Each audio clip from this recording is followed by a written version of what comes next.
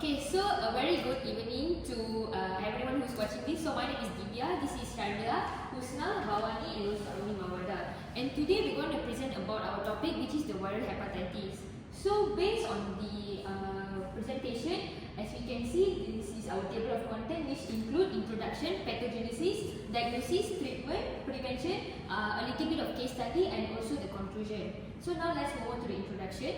So basically, viral hepatitis, it refers to the inflammation of the liver caused by the hepatotrophic virus, which is the hepatitis A, B, C, D and also E. So basically, these viruses have a different type of transmission mode, have a different severity of illness, as well as their potential for any chronic infection. So basically, liver is a main organ which plays a role in metabolism, detoxification and also bioproduction. So basically, when liver becomes impaired because of the inflammation, it will cause various systemic effects. So basically, the viral hepatitis, it can range from acute and also self-limiting infection to chronic and also life-threatening condition like cirrhosis and also fibrosis, as well as liver cancer. So this transmission routes is including fecal oral for hepatitis A and also E, and also parental, sexual or perinatal for hepatitis B, C and D.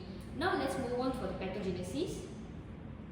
Okay, so as we can see, the pathogenesis of viral hepatitis is basically it's an interaction between the infectious virus and also the host immune system, which will cause liver inflammation, cell damage and also sometimes chronic liver disease. So firstly is the entry and also transmission. So in which the each hepatitis virus, it will enter body through different routes. So basically hepatitis A and E, like I said, it is fecal oral route, which is contaminated food and also water. While hepatitis B, C and D, it is from parental route, which is example like blood transfusion, sexual contact, sharing needle and also from mother to child. So once the virus inside the body, it will travel through the bloodstream and it will reach the liver, which will infect the hepatocytes, which is the liver cell. Next is viral replication. So basically inside hepatocytes, the virus, it will replicate using the host cellular machinery such as cytoplasm and also reverse transcription. So the replication of the virus, it does not kill the cell, but it may trigger an immune response. So next is immune response and also liver damage.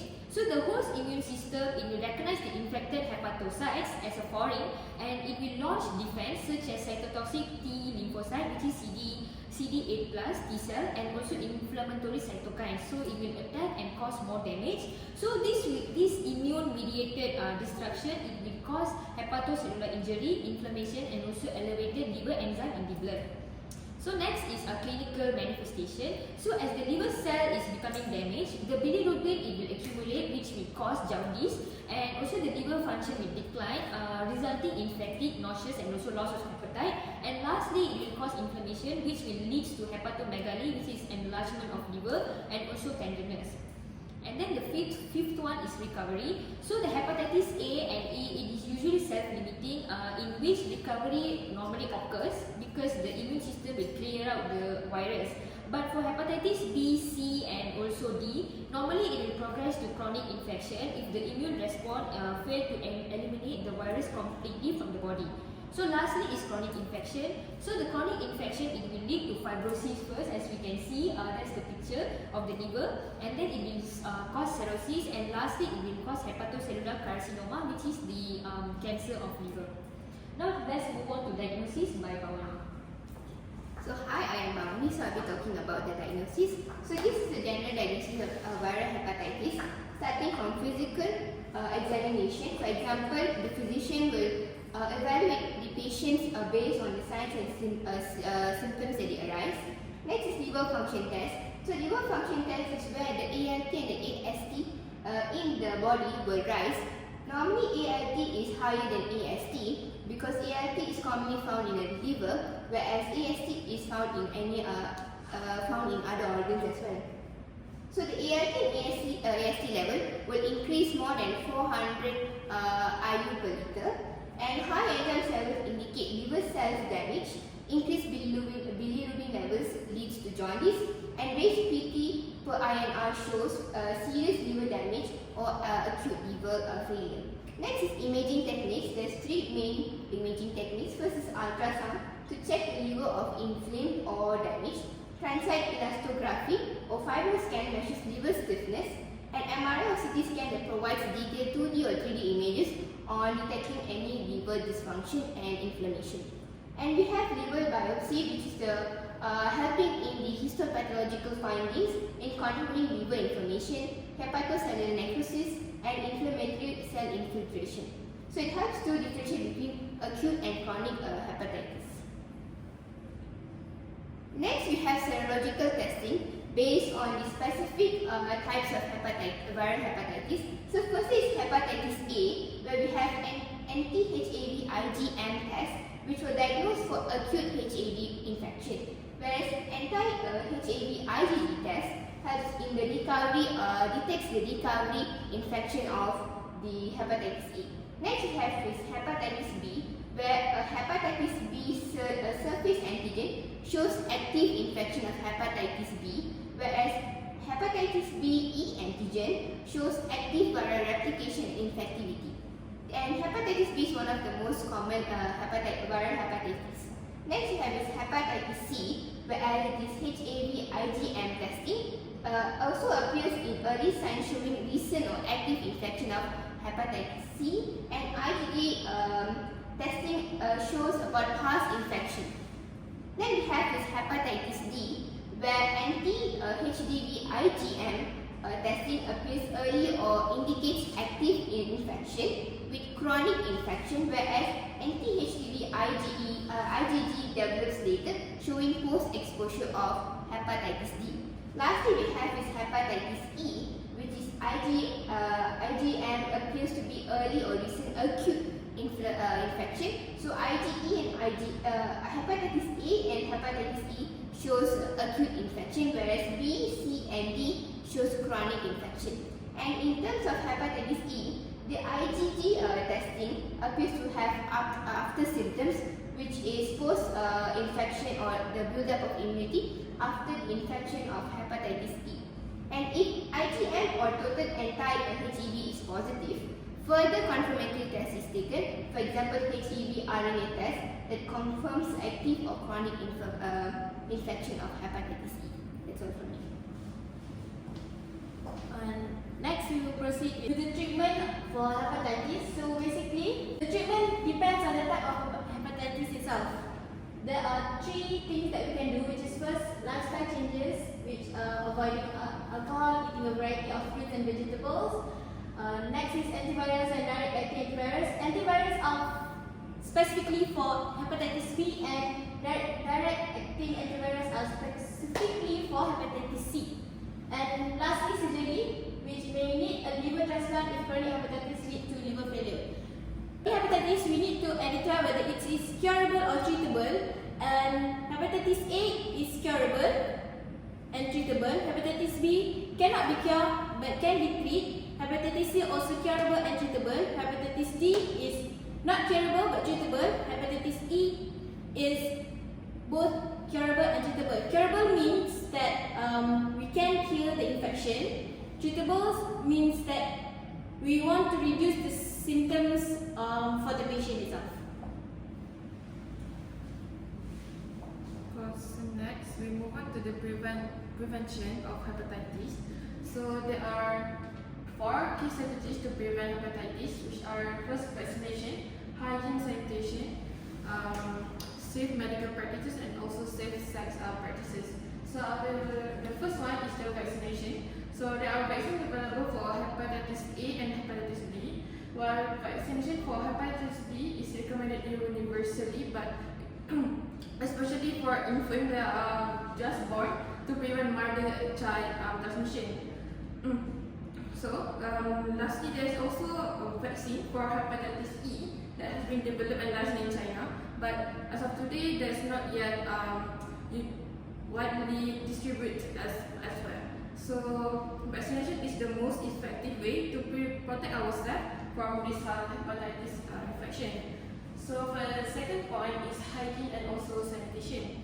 Good hygiene and clean environments are important to prevent HAE and HIV and HEV infections, which spread through fecal or oral route. So simple actions like washing our hand before eating and also after we go to the toilet can make a big difference in protecting ourselves against this hepatitis transmission. So the third point is safe medical practices. So this include use sterile needles and equipment, ensuring all the blood products are clean, and also following universal precaution in healthcare settings such as wearing gloves and also dispose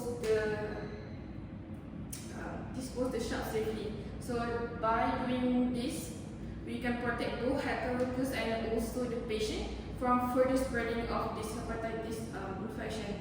So for the last point is safe sex practices. This include using barrier protection such as condom and also limiting the sexual partners to help reduce the risk of sexually transmitted HPV and HCV infection. So together, all these measures can greatly reduce the global burden of hepatitis. So next I pass to Sharmillah for a case study. Okay, so now I'll be explaining about a case study related to viral hepatitis. The case shows a 32-year-old male, Mr. Adam, presents to the clinic with complaints of fatigue, loss of appetite, nausea, and yellowing of the eyes for the past few weeks. He works as a healthcare assistant and admits that he accidentally pricked his finger with a used needle 1 month ago. He denies alcohol use and has no history of previous liver disease. So, based on his physical examination, Mr. Adam showed signs and symptoms of mild acidus observed in sclera, hepatomegaly on palpation, and no signs of chronic liver disease like ascites, spider angiomas.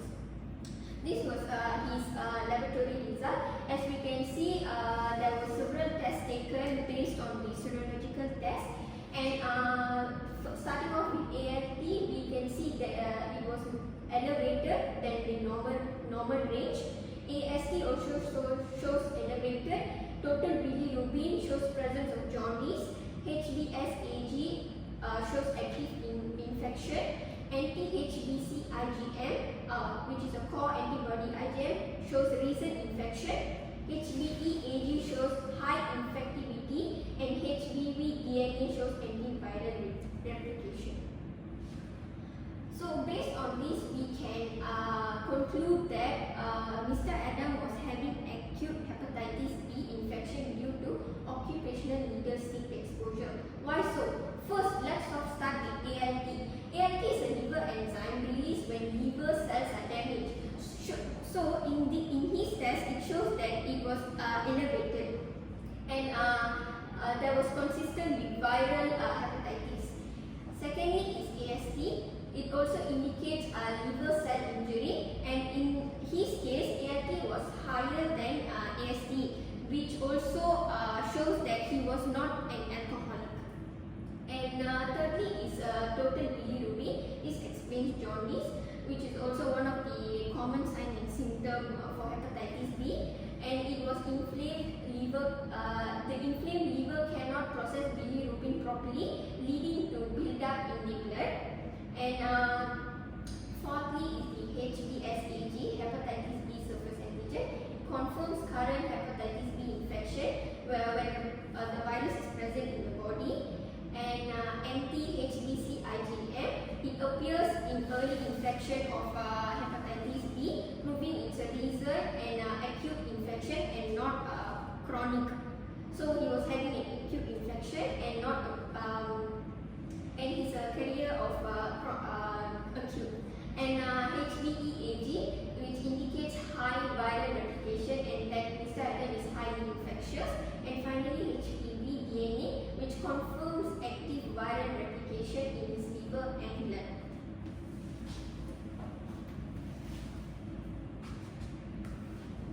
So in conclusion, viral hepatitis is a significant global health issue that is characterized by the inflammation of the liver caused by several distinct viruses such as hepatitis A, B, C, and D, and E. So hepatitis A and E is typically only cause acute self-limiting illness, while hepatitis B and C often lead to chronic infections with severe complications including cirrhosis and liver cancer. So early detection, vaccination, preventive steps, and effective antiviral treatments are important to control disease spread and reduce the morbidity and also the mortality case. So that's all from us. This is our references. So that's all from us. Thank you. Thank you.